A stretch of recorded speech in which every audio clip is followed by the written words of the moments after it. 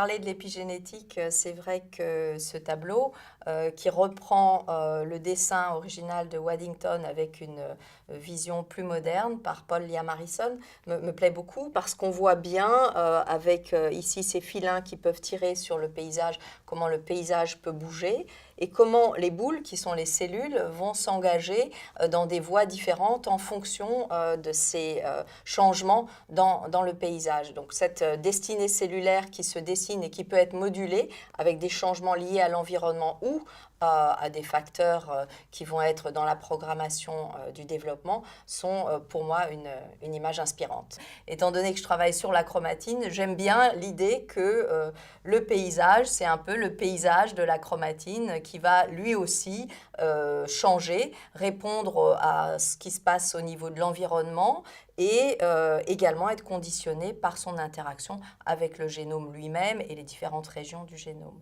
C'est vraiment ce substrat à l'intérieur du noyau qui est composé d'ADN et de protéines et également d'ARN. Et parmi ces éléments constituants, ce qui m'a beaucoup intéressé dans mon travail, ce sont les histones et plus particulièrement les variants. Et là, celui que j'aime le plus mettre en avant, c'est le variant qu'on trouve spécifiquement au niveau des régions centromères, qui chez les mammifères s'appelle CNPA, et qui marque la région au niveau de laquelle on va établir la structure qui est le kinétochore, qui permet de ségréger les chromosomes de façon égale dans les cellules filles au moment de la mitose.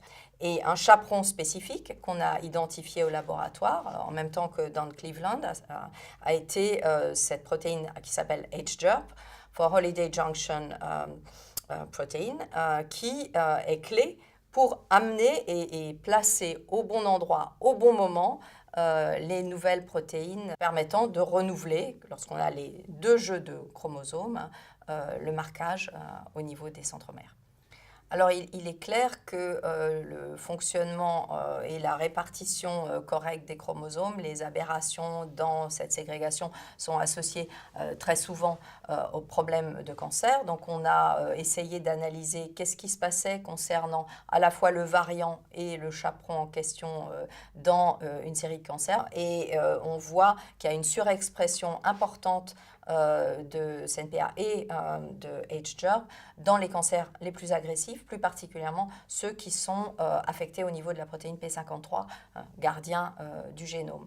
Donc c'est vrai que ça nous a amené à regarder cela d'un peu plus près et d'essayer de comprendre si ça pouvait également être un signe qui présentait une vulnérabilité particulière de ces tumeurs dans lesquelles on a cet excès du chaperon HJERP.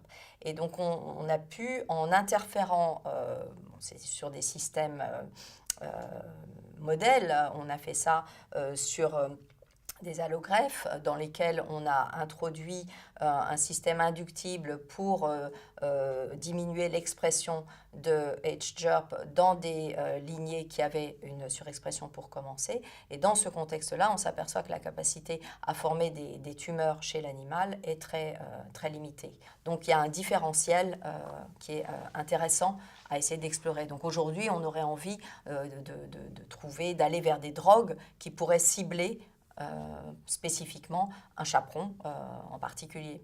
Alors, dans ce qu'on fait au laboratoire sur certaines drogues qui nous intéressent, en particulier, c'est les inhibiteurs d'une enzyme qui s'appelle SUVAR3-9, qui est un inhibiteur, donc là, il s'agit d'inhiber une histone méthyltransférase, qui impose comme modification la méthylation sur la lysine 9 de l'histone H3, et qu'on retrouve très fortement enrichi dans les régions correspondant à l'hétérochromatine. Donc SUVAR3-9, on s'est rendu compte dans la différenciation lymphocytaire, en particulier, qui avait un rôle important pour un peu bloquer la plasticité, quand on regarde sur les cellules T, de basculer des cellules TH1 à TH2. Donc l'inhibition va rendre la plasticité à nouveau possible. En regardant le problème peut-être de la cancéro sous l'angle non plus de la cellule cancéreuse, mais de l'environnement, avec la manière dont le système immunitaire lui-même peut être modulé et être capable d'intervenir pour se débarrasser de cellules immunitaires. Donc c'est vrai qu'on peut regarder les deux facettes de la même pièce, c'est à la fois le tissu malade et l'environnement qui aide à s'en débarrasser. Quand on parle de science au féminin, je crois que pour moi, ça remonte à des sources, des personnes qui m'ont inspirée. Et c'est vrai que la figure de Marie Curie est pour moi extrêmement inspirante. Et là où elle m'inspire le plus, c'est avec cette phrase qu'elle a dite, c'est que la science est d'une grande beauté. Et pour moi, c'est tellement vrai, cette grande beauté.